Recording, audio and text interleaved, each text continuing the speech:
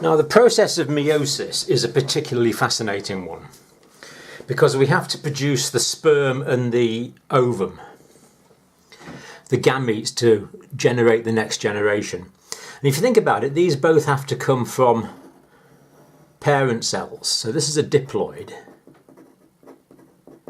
cell.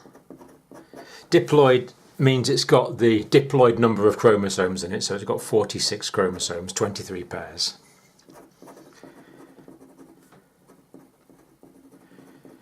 And this one's a male.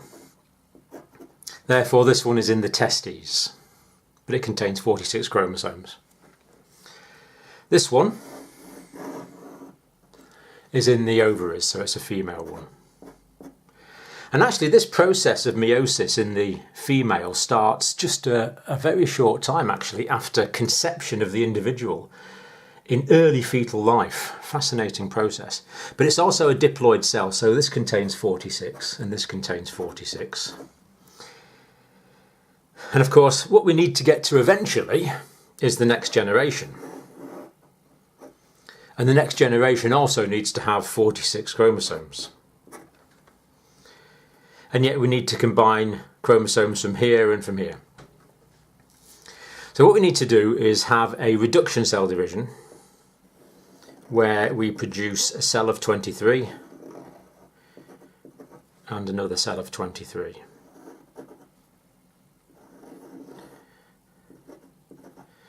This one, because it's male, is going to be a sperm cell. So it's going to have a head and neck, tail. It's amazing. Men can produce, let me write this down, 300 million of these per day. Quite staggering. Now, when a girl's a fetus, she's probably got a lot of these, maybe a million or so, but by the time she's mature and she's ready to start the menstrual cycles, she's probably got about 40,000 left. Not all of them mature, of course. So these will be the sperm, and these will be the ovum. Of course, one sperm fertilising one ovum, 23 plus 23, gives us 46 to start the next generation. And this first cell of the next generation is called the zygote. At one time, we were all a cell containing 46 chromosomes. That's how we all began. And that's achieved through this process, meiosis, where the diploid cell containing 46 chromosomes is reduced to a cell with 23 chromosomes, the haploid cell. It's essential. And in meiosis, the haploid cells produced are not genetically identical to the parent cells because of this process called crossing over that we'll look at in a minute. But to go back to the story, the zygote, of course, divides into two.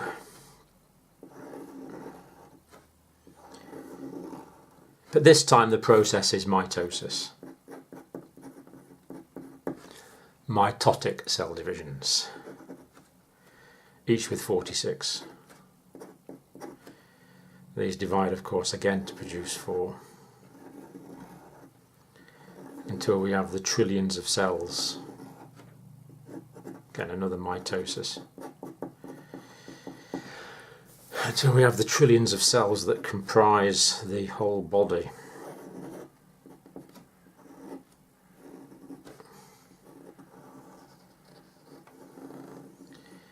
Just ongoing mitosis. Differentiation into the specific tissues of the body. So what we see is meiosis is absolutely essential for two reasons. The first reason is it produces the haploid cells, because we don't want to double the chromosome number every generation. That's fairly obvious. But the second is because these cells are not genetically the same as the parent cell, because the order of the genes and the DNA has been recombinated in this crossover process, we get genetic variation. So that's why you don't look like your brother or your sister. You're not identical to your parents. There's genetic variation in the next generation. And that's good because it allows the next generation to adapt to a variety of possible environments because they have this genetic variation. But that only occurs because of sexual reproduction. So meiosis is absolutely essential to sexual reproduction. It builds variation into the propagation of the generations while conserving the diploid number of 46 chromosomes arranged in 23 pairs. So the 23 pairs of chromosomes in this cell here, we get one of each pair in the haploid cell. The 46 chromosomes here in the dad, we get 46 chromosomes, we get one of each pair. There's like a pair of chromosomes. So here's imagine one homologous pair of chromosomes like this. Of course, there's 23 of these pairs, slightly different sizes and everything. Here's a smaller pair here. So you get bigger and smaller chromosomes. This bit in the middle here that joins the chromosomes is the centromere. It joins the long and the short arms of the chromosomes.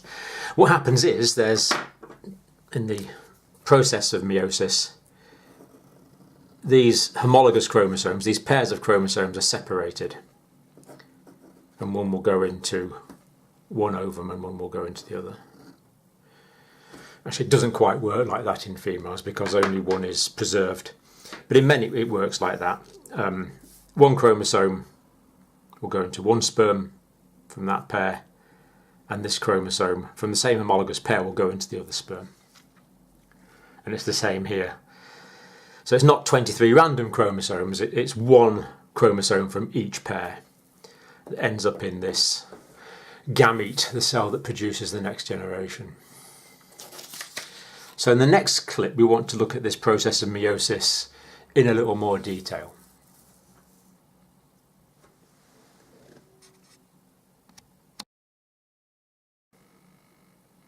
Now, meiosis is a very organised physiological anatomical event, and it's in stages. Now, when the cell doesn't appear to be dividing, we call that interphase.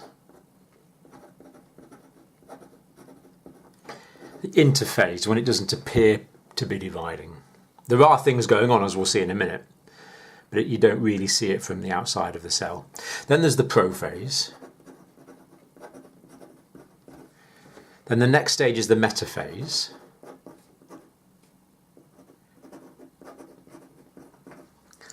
Then the next phase after that is the anaphase. And then the final stage is the telophase. So you need to memorise these: interphase, prophase, metaphase, anaphase, telophase. And then there'll be another interface after that, usually. But in meiosis, this happens twice. So in meiosis, there's prophase I, metaphase I, anaphase I, telophase I. Then there's a short interface. And then this happens all over again. There's another prophase.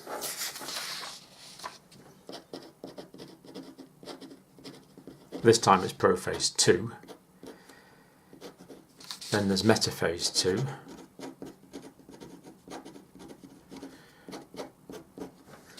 Then there's Anaphase II.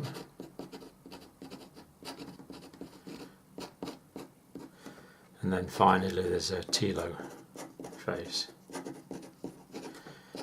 II. So it is somewhat of a complicated process. So let's start off thinking about it now. Now, if we start off thinking about the interface, what's happening in the interface?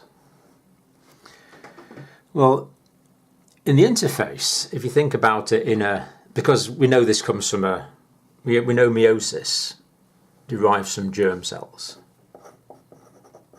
It's the germ cells that are dividing. These germ cells in the ovaries or the testis. Now, in the interphase, what we've actually got here is 46 sets of chromosomes. So here's a chromosome here. 46 chromosomes, 23 pairs of chromosomes. So there's 46 chromosomes like this in this germ cell. It contains 46 chromosomes. I've only drawn one here. And the first thing that happens is all of the DNA. So this is the chromosome here. The chromosome consists of structural proteins and the DNA, the deoxyribonucleic acid that carries the genetic information. All of this DNA first has to replicate. So in the interphase, this replicates. And what the chromosome actually does, if we just draw it a bit bigger, is it makes another copy of that arm there. So it makes a copy of that. So we end up with two of these. These are the same. It's just duplicated it. So it's duplicating that arm to make two arms. And these are called chromatids.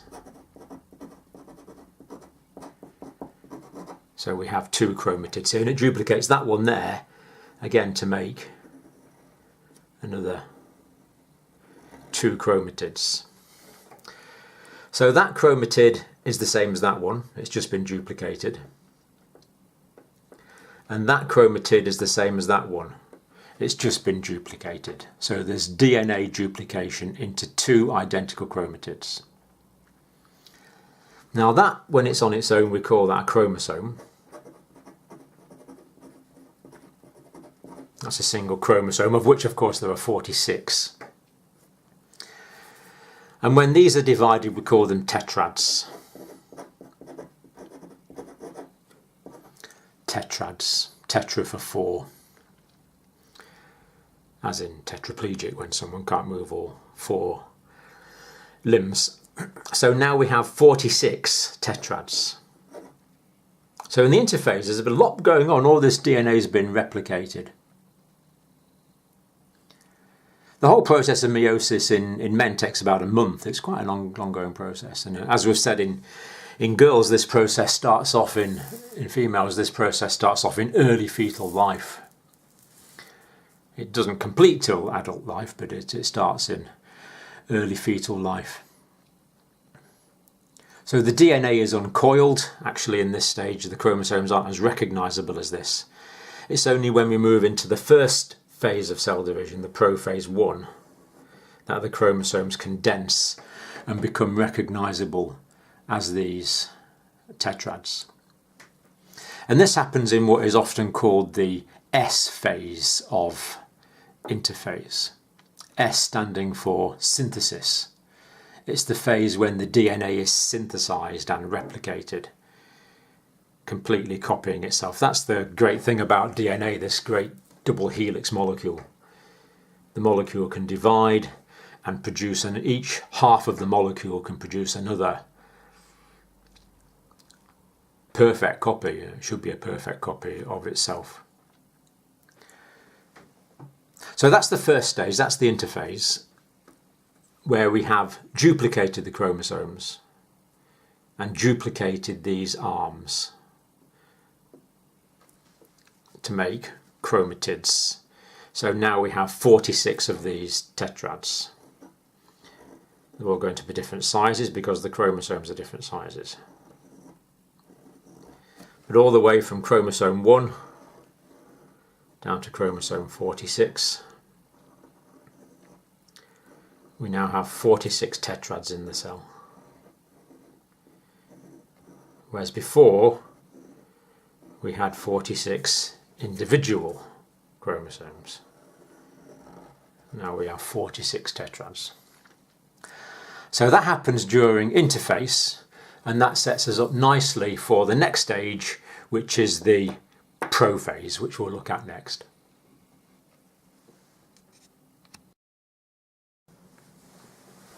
Now in the prophase, the homologous tetrads come together So here we have one tetrad, say from chromosome 1. And then that pairs up with the other tetrad, also from chromosome 1. So these are the same. And these join together, they actually adhere together, there's an adherence. And the chromosomes condense. So whereas at interphase all the DNA was in long strands, here the chromosomes are condensing and becoming more recognisable. So chromosome 1 pairs up with chromosome 1. Chromosome 2 pairs up with chromosome 2. The homologous pairs come together. So we end up with 23 pairings like this from the 46 tetrads. Now the next thing that happens is particularly interesting, and to demonstrate this I want to do it in different colours. So here we have one tetrad, the central part, the centromere of a tetrad. This is the centromere, the middle bit. And here we have the centromere of another tetrad, of the other homologous chromosome. Now the first homologous chromosome I'm going to draw in green. So that's got an arm there, and it's got an arm there. And it's got an arm there, and it's got an arm there. So each of these are a chromatid.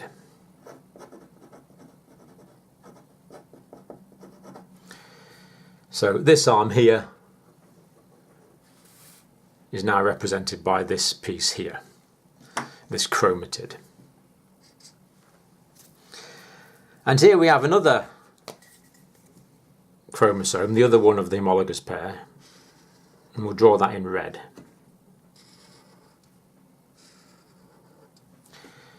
And these come together and adhere together like this.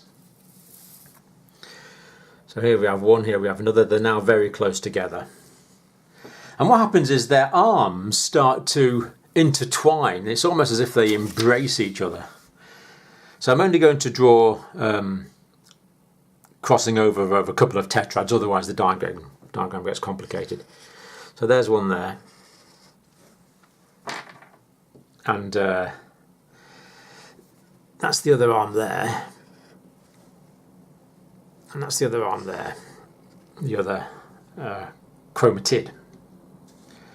And this comes very close to the other homologous chromosome, so that the arms actually cross over with each other like this. And this is called crossover.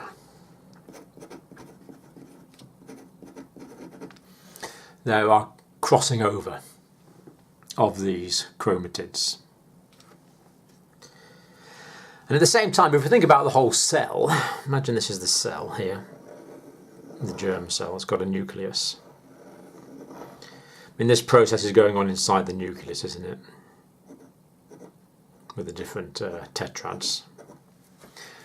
Then the cell membrane, or the nuclear membrane, starts to disappear, and it's no longer distinguishable as part of this prophase I. So the chromosomes condense and come together, 1 with 1, 2 to 2, 3 to 3, all the way down to 23. The nuclear envelope disappears. And another thing happens is that meiotic spindles start to develop. So what's going to need to happen eventually is these chromosomes are going to need to go into separate cells. So if we have imagine we have the pair of chromosomes here, this is the tetrad here, like this. Eventually they're going to need to separate. So what happens is that meiotic spindles start to develop. Microtubular proteins start to develop. And these actually grow from specific cell organelles that generate these, and these are called centrioles. So there we have one centriole, and there we have another centriole. Because later on we're going to need to pull these apart, so these meiotic spindles start to develop.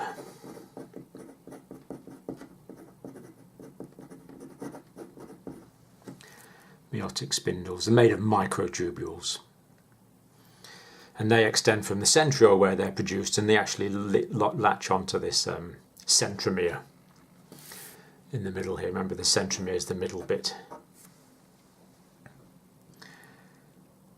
So prophase I, this prophase, it's actually quite a long stage. It takes about a week in males. And in females, as we've said, this occurs during early fetal development. The nuclear envelope breaks down and we get this crossing over. Now, where two homologous arms cross over, that's called a chiasma. And this can happen several times, so it's called, these are, the plural will be chiasmata. So that's one chiasm there, there's several chiasmata, the crossover points. Now, in girls, in females, as we've said, this happens during early fetal life, and the process of meiosis is actually suspended at this stage. It's arrested at this stage in the female fetus, and this stage will stay like this for, well, from when the girl's a fetus to when her periods start, and even then these will only develop into the next stages of meiosis in a short time before the ovulation is going to occur. So the cells could be suspended in this stage from when, let's say, the girl starts menstruating when she's 14. It could stay in this situation for 14 years, or if it's one of the ovum that's released later in life, it could be 40 years later, or 40, even more, 44 years later. Natural conceptions can occur into the 40s quite often. So it's suspended at that stage. So that's prophase I.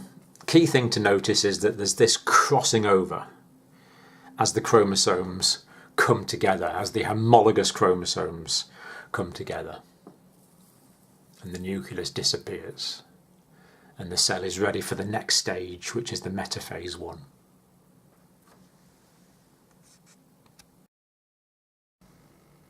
Now, if we imagine the cell now, in metaphase I, there's the cell. What happens is the tetrads all move towards the centre of the cell, like this. And they line up really quite neatly along the equatorial plane of the cell, along the middle plane of the cell. And of course they're in their pairs at this stage. Each homologous chromosome is in a pair.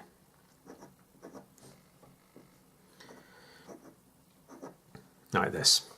And this plane that they line up on here is called the metaphase plate.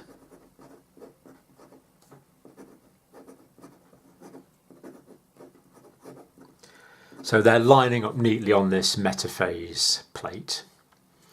And remember that in either half of the cell there is this organelle called the centriole. And this is generating these meiotic spindles, like this, connecting to the cell, or connecting to the tetrad centromere. The bit in the middle was the centromere. So the centriole connects the centromere with these mitotic spindles made of microtubule protein, like this. So that's metaphase I. Now the next stage is going to be anaphase. So things are now nice and tidy. It's all tidy on this in this central plate.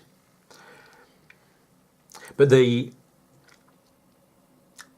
tetrads are still coiled around each other. I mean, if we remind ourselves of where we left them before, we had centromeres there and there, and here we had one like this. So they're still coiled up, or still interlinked, like this. They're still all linked up. So this is the stage at Metaphase I.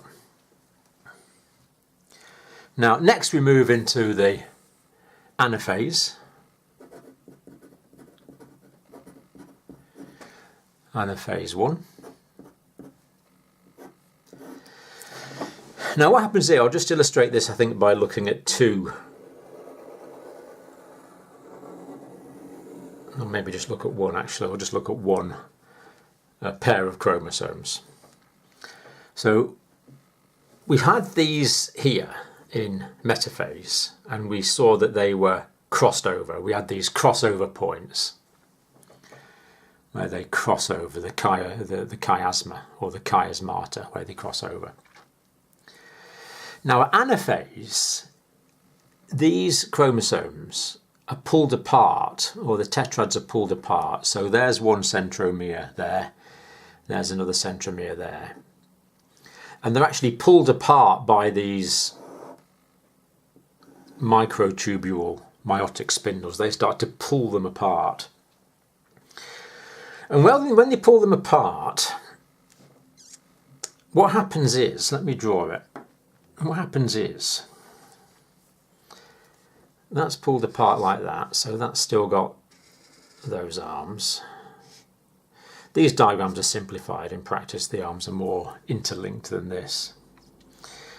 And here we have the bottom part of that. Now, what this tetrad does is it takes part of the other homologous chromosome with it. So it takes that bit of the chromosome there, goes with this half. So that green bit there links onto that red bit there. I can just draw that like that. That bit goes. And it's the same at the bottom. This bit and this bit stick together. So we have this bit here, and we have this bit here, now remaining together. So it would now look like this. So there's been mixing of the genetic material from the two homologous chromosomes, and it's the same here.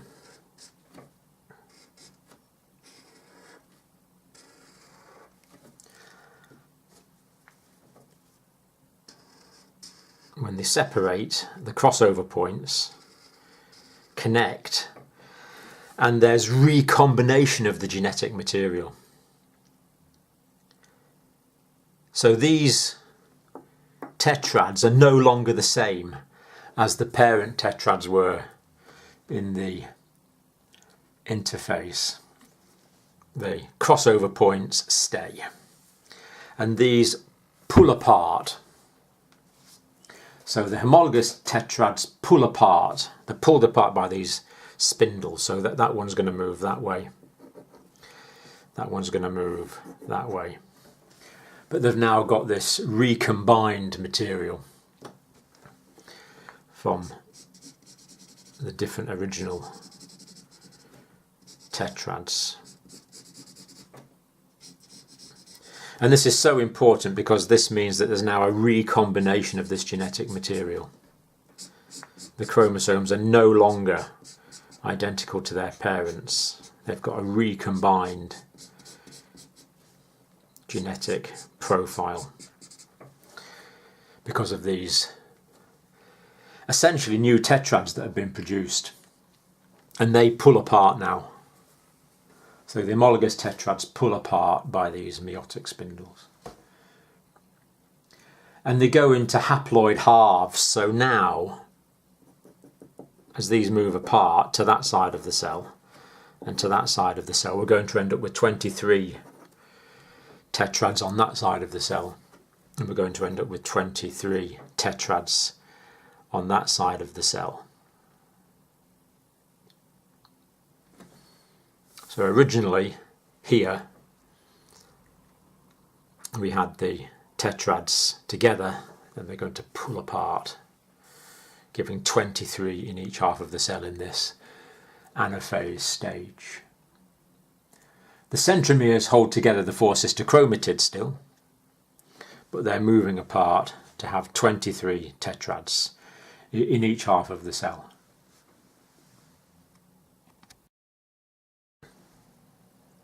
So we saw in anaphase that the tetrads would pull apart, giving us 23 in each half of the cell from the original 46 that were in the middle.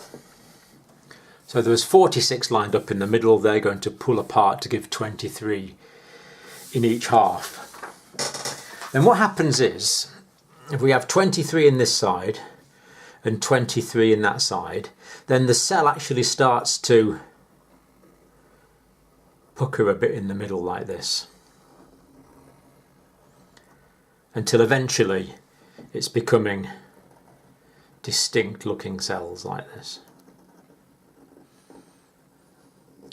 As this cytoplasm in the middle contracts and we get 23 in each half, and eventually these are going to separate altogether and we're going to end up with 2 haploid cells, each with 23 tetrads inside, like this. So we've halved the number, it's become haploid from the original diploid cell. So if we go back to the original tetrad we were considering, or pair of tetrads we were considering, they're now separated, and we have one here like this,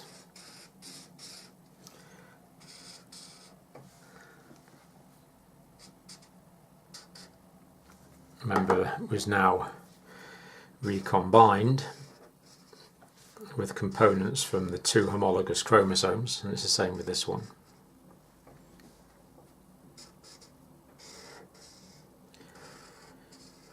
This recombination of the genetic material as a result of crossover. So these have now moved to different halves of the cell,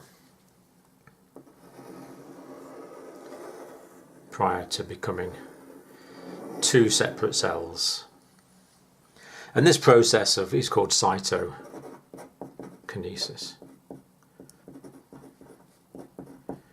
Kainos is to do with movement, cytokinesis. And then a new nuclear envelope will form as well, like this. Again, compartmentalizing the genetic material in the tetrads in the middle of the cell, and the cytoplasm on the outside. So, telophase I, cytokinesis. We now have 23 tetrads in this side and 23 in this side. It's become haploid. And now after this, there's going to be another interphase stage.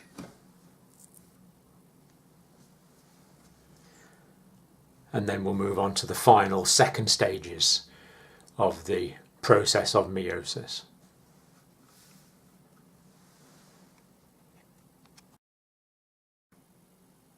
At the end of telophase I, as you remember, we ended up with 2 cells. They separate off like this. And also there would be a centriole in each end from where the meiotic spindles derived. So that's the end of telophase I. So we're now ready for the final stage. There's an interface after this. The cell goes into interphase for a period of time. But it's important to note that in this interphase, there's no more duplication of genetic material. There's no more duplication. So next the cell goes into prophase stage 2. So here we have the cell, And I think we'll keep to our original colour coding, but of course now we've got two cells. We've got two cells, and again we'll just draw one tetrad. So we had a tetrad there like that, with this arm and that one there. Remember, derived from the original homologous chromosomes. That's now in that cell, and this one is now in this cell. Now let's just remind ourselves of where these came from, just before we move on. They came from this final stage in Telophase I, where they divided. So 23 there, 23 there. Just drawn one, but in actual fact you do know that there will be 23 of those and 23 of those. Now the centrioles duplicate. So there's duplication of the centrioles. So there was one centriole in this cell at the end of the last stage, Telophase I, and they duplicate and they go to the relative poles of the cell. So we end up with centrioles there and there. It's clever the way that the centrioles can divide and duplicate as well. And we start to form new meiotic spindles. Same material, this tubular protein material. And the chromosomes again condense. So the centrioles duplicate, the chromosomes condense, and again the nuclear envelope, I haven't drawn it here, but the nuclear envelope, which was present, remember the nuclear envelope was present, it redeveloped here at the end of Telophase I. That nuclear envelope again is going to go. So that's Prophase II. Next we have Metaphase II.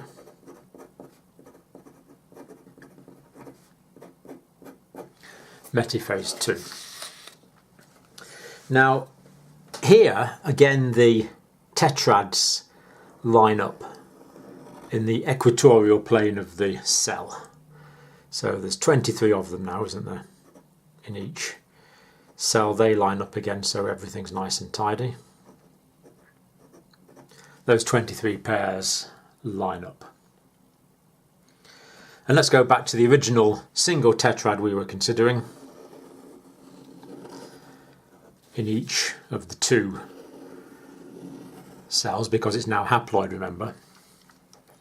So here we have that one and that one.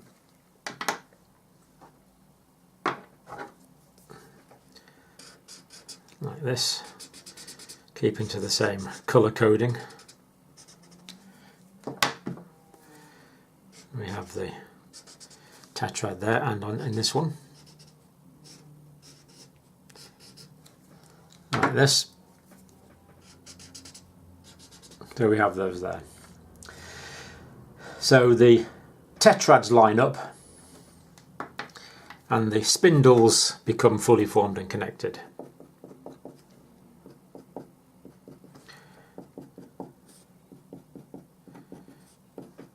From the centrioles. Like this. So this is one of the 23 that are lined up along the equatorial plane of the cell. They line up. Now the next stage is Anaphase II.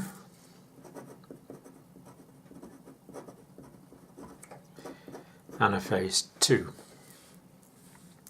Now in Anaphase II, the tetrads pull apart. They pull apart there, so they finally pull apart. So what happens is they'll separate here, like that, and they'll separate there. So they finally pull apart. Again, we're dealing with two cells. And they finally are pulled apart by these spindles, by these meiotic spindles. So finally finally these pull apart and become chromosomes in their own right in Anaphase II.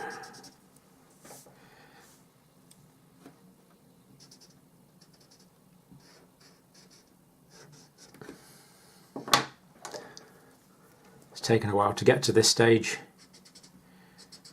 but finally here we are.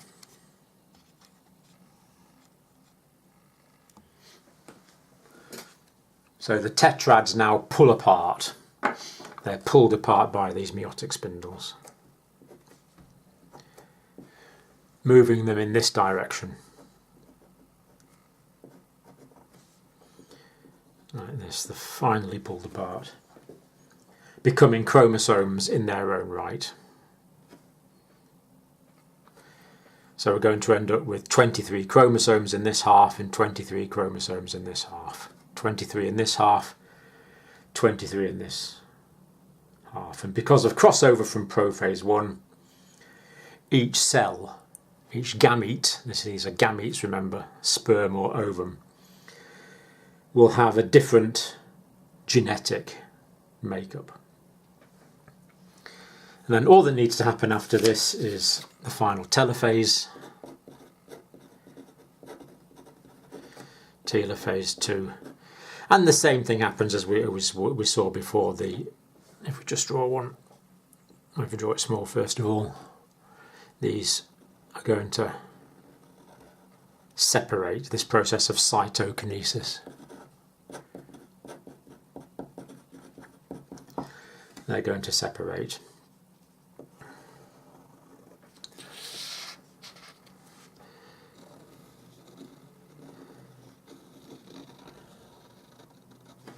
They're both going to separate.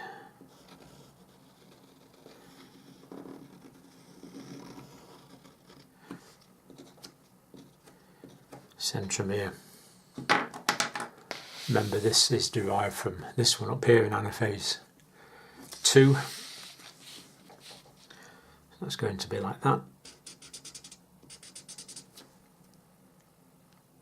And this one.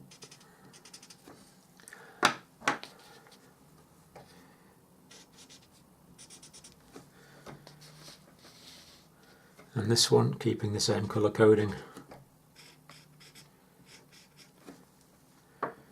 So we now have 4 gametes genetically distinct from the parent cell.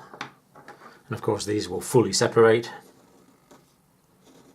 making completely individualised gametes. The nuclear envelope will reform, so that the chromosomes are again inside a separated nucleus. And there we have 4 gametes. Now in the case of men, this is going to make 4 sperm. In females, only one of these survives. The others don't develop into ovum.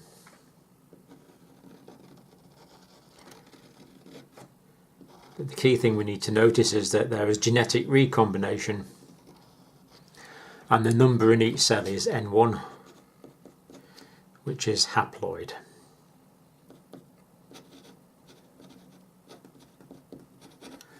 "23 chromosomes in there, 23 chromosomes in there, in here and in here, all 23 chromosomes.